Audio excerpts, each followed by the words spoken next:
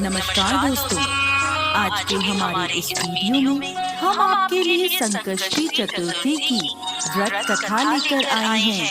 एक समय की बात है, किसी नगर में एक देवरानी और जेठानी रहते थे। जेठानी अमीर थी और देवरानी गरीब थी। देवरानी का पति जंगल से लकड़ियां काटकर शहर में बेचता था। अक्सर वो बीमार रहा करता था। वहीं देवरानी जेठानी के घर का सारा काम करती थी। बदले में जेठानी बचा हुआ खाना, पुराने कपड़े आदि उसे दे देती थी, जिससे देवरानी का परिवार चल रहा था। माघ के महीने में देवरानी ने तिल चौथ का व्रत किया। 5 रुपए के तिल व गुड़ लाकर तिलकूटा बनाया। पूजा करके तिल चौथ की कथा सुनी और तिलकूटा छीके में रख दिया और सोचने लगी, चांद उगने पर तिलकूटे का भोग लगाकर ही कुछ खाऊंगी। कथा सुनकर वो अपनी जेठानी के घर चली गई। खाना बनाकर उसने जेठानी के बच्चों से कहा, खाना खा लो। तो बच्चे बोले, जब माँ खाएगी हम भी तभी खाएंगे। फिर उसने अपनी जेब से खाना खाने को कहा तो वह भी बोले, मैं अकेला नहीं खाऊंगा, सबके साथ ही खाऊंगा। जेठानी ने देवरानी से कहा, आज तो घर में अभी तक किसी ने खाना नहीं खाया, मैं तुम्हें पहले खाना कैसे दे दूं? तुम कल सुबह जल्दी ही बचा हुआ खाना ले जाना।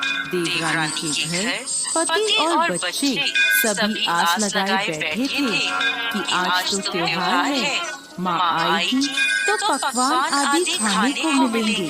परंतु जब बच्चों को पता चला कि आज तो सूखी रोटी भी नहीं मिलेगी, तो बच्चे रोने लगे। उसके पति को बहुत गुस्सा आया।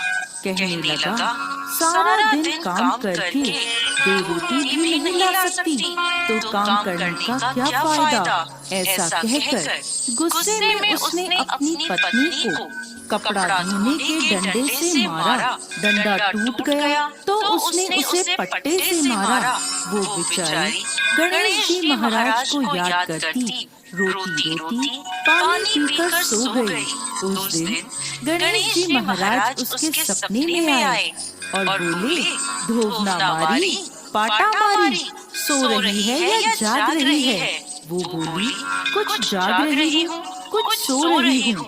तब गणेश जी बोले, मुझे भूख लगी है, कुछ खाने को दो। तब वह बोली, क्या दूं? मेरे घर में तो अन्न का एक दाना भी नहीं है। थोड़ा सा पूजा का तिलकूटा छीके में पड़ा है, आप वो खा लें। तिलकूटा खाकर गणेश जी बोले, धोवना मारी, पाटा मारी, निपटाई लगी है, कहाँ निपटूं? वो बोली, ये पड़ा घर, जहाँ इच्छा हो निमट लो। फिर गणेश जी बोले, अब कहाँ पोछूं? तो वह गुस्से में बोली, कब से तंग कर रहे हो? मेरे सर पर पोछो। और कहाँ पोछोगे? सुबह जब उसकी नींद खुली तो वो हैरान रह गई।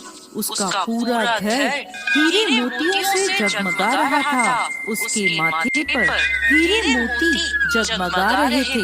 उस दिन वो जेठानी के यहाँ काम करने नहीं गई। काफी देर राह देखने के बाद जेठानी ने अपने बच्चों को चाची को बुलाने भेजा। उसने सोचा, कल खाना नहीं दिया इसलिए देवरानी बुरा मान गई है। बच्चे बुलाने गए और बोले, चाची चाची चलो, माँ ने बुलाया है, सारा काम पड़ा है। तब देवरानी बोली, बेटा बहुत दिन तुम्हारी माँ के काम कर लिया, अब तुम अपनी माँ को मेरे यहाँ काम करने भेज दो। बच्चों ने घर जाकर अपनी माँ को सारी बात बताई कि चाची का घर हीरे मोतियों से जगमगा रहा है। जेठानी दौड़ती हुई देवरानी के घर पहुँची और बोली, ये सब कैसे हुआ? देवरानी ने गणेश जी महाराज की सारी लीला जेठानी को बता दी।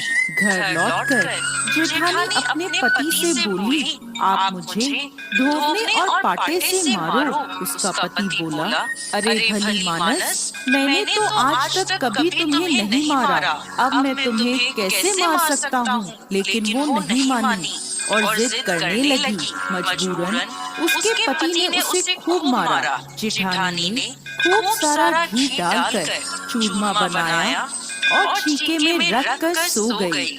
रात को चौथ विंदायक जी सपने में आए और बोले, भूख लगी है, क्या खाऊं? जेठानी बोली, गणेश जी महाराज, जेठानी के यहाँ आपने सूखा तिलकुटा खाया था, मैंने तो मेवे और देसी घी डालकर चूरमा बनाया है, छीके में रखा है, खा लीजिए। अब गणेश जी बोले, कहाँ निपटूं? जेठानी बोली, उसके यहाँ तो टूटी फूटी झोपड़ी थी, मेरे यहाँ तो महल है, जहाँ चाहे निमट लें। अब गणेश जी पूछते हैं, अब इसे कहाँ पोछूं?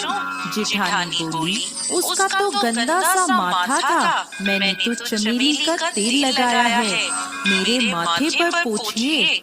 धन की लोभी जेठानी सुबह जल्दी ये सोचकर उठी कि उसका घर हीरे मोतियों से जगमगा रहा होगा, लेकिन देखा तो पूरे घर में गंदगी फैली थी, तेज बदबू आ रही थी, उसके सिर पर भी गंदगी लगी थी। वो बोली, हे गणेश जी महाराज, ये आपने क्या किया?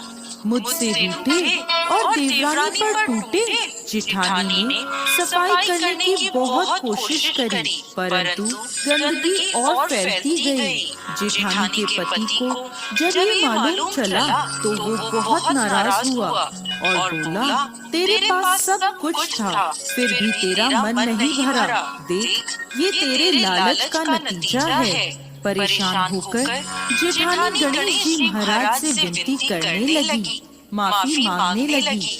गणेश जी बोले, देवरानी से जलने से और धन के लोभ में तुमने जो किया, ये उसका नतीजा है। इस प्रकार जेठानी को सबक सिखाते हुए गणेश जी महाराज ने अपनी माया समेट ली। हे गणेश जी महाराज, जैसे देवरानी पर कृपा करी, वैसे सब पर करना। कहानी कहने वाले, सुनने वाले और हुंकारा भरने वाले सब पर कृपा करना, और जेठानी को जैसी सजा दी वैसी किसी को मत देना।